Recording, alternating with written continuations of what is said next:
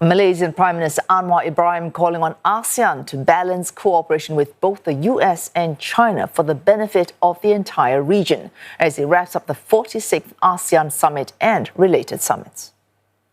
I made it clear in my original statement to the ASEAN leaders to continue to engage both with the United States and China, at the same time with other countries. What is ASEAN's position? Its centrality. What is the focus? Welfare, well-being of our people, economic relations, trade, investments. So if it means working with the Chinese, yes, we'll do. The United States, yes, we have to.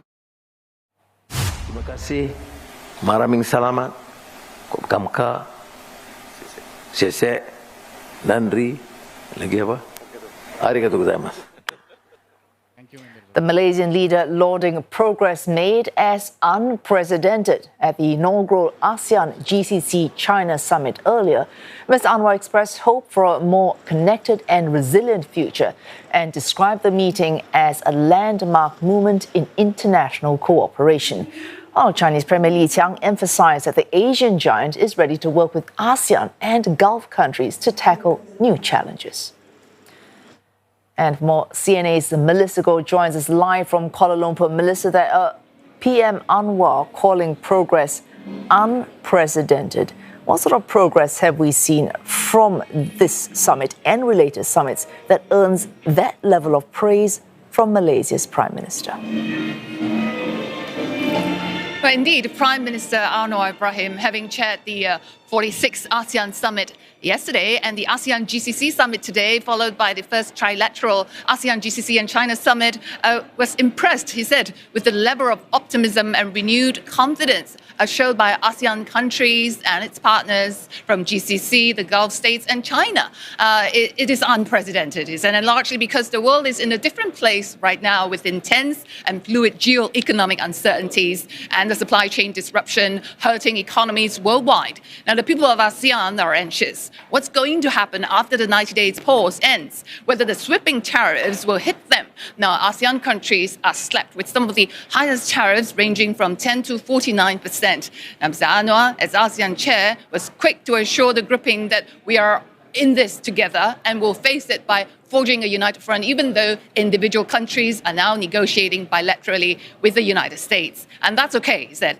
because there is a common stance, a common interest here among ASEAN, among its dialogue partners, the GCC, the Gulf nations, and China, to deepen ties and cooperation across all aspects to not just survive, but thrive. Now, this is what he said at the closing press conference. I've never seen such a plain, strong commitment.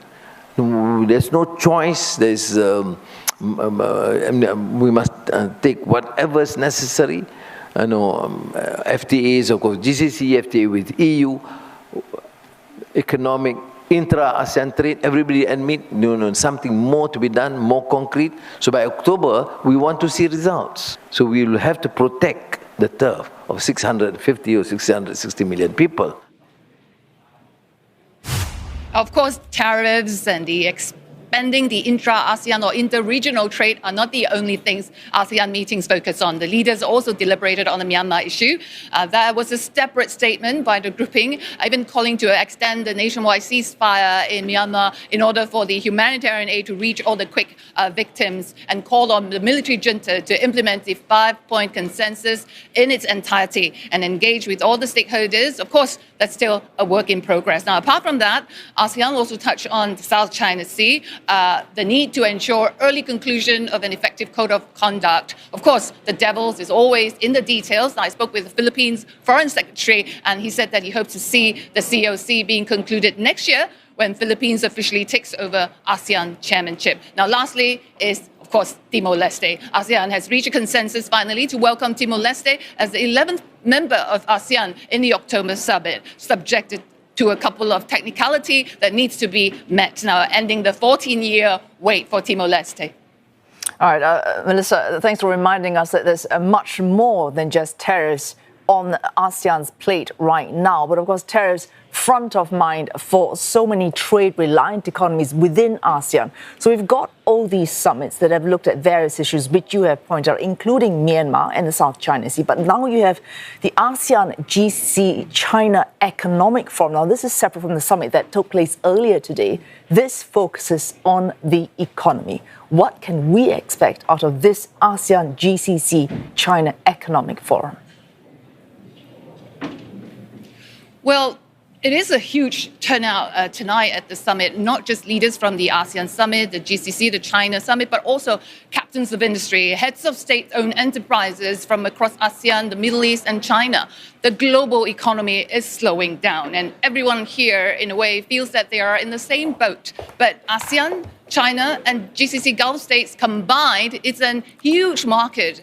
Premier Li Qiang said that earlier at the opening of the ASEAN-GCC-China Summit, said that with 2.1 billion population and a combined GDP of $25 trillion is a huge consumer market, a production base, not to mention a huge pool of resources, technology, and talent. So there's a lot of opportunities and synergies to be had. Now let's take a listen at his opening remark. 中方愿同东盟海合会一道，充分发挥1+1+1大于3的整体效应，为三方共同发展繁荣注入强大的动力。 This is not the only business conference. Tomorrow, there's another one as well, where Premier Li will be attending. Now, many companies here will be attending. Prime Minister Anwar hopes that this will continue to generate the momentum, the economic confidence of businesses and investors against the rising uncertainties and the possible downside risks to economic growth worldwide. Oh, thanks for that. Melissa Goh there reporting live for us from Kuala Lumpur. And also at the ASEAN Summit, Singapore Prime Minister Lawrence Wong, he's called for an immediate ceasefire in Gaza and the safe return of hostages. He was speaking during a summit between ASEAN leaders and Arab nations, including Saudi Arabia and Oman. Mr. Wong repeated Singapore's support for a negotiated two-state solution between Israel and Palestinians, calling it the only viable path to lasting peace. He asked all parties to respect international law, including humanitarian principles. Mr. Wong also highlighted areas where ASEAN and the Gulf Cooperation Council states could deepen their ties. These include trade and investment and a possible free trade agreement. He said such a deal could lower tariffs and strengthen regional supply chains. Other areas of cooperation include clean energy and sectors that support the digital economy, such as cybersecurity and cross-border data flows. The meeting is building on the momentum of ASEAN's first summit with the Gulf Cooperation Council 2 years ago. Then leaders discussed then ways to work closer together in areas such as political security, economy, connectivity, and tourism over the next few years. On the sidelines of the summit, Prime Minister Wong met with the Emir of Qatar, Sheikh Tamim bin Hamad Al Thani. It is Mr. Wong's first meeting with the Qatari leader in his capacity as Singapore's Prime Minister. He says both countries share strong and long-standing ties. Mr. Wong also met with Bahrain's Crown Prince and Prime Minister Salman bin Hamad Al Khalifa. He notes that both Singapore and Bahrain are small island states of similar land size. He says they share a common goal to stay relevant and contribute to the world. Mr. Wong says there is much to gain from exchanging experiences and best practices. He hopes to work closer with Bahrain moving forward.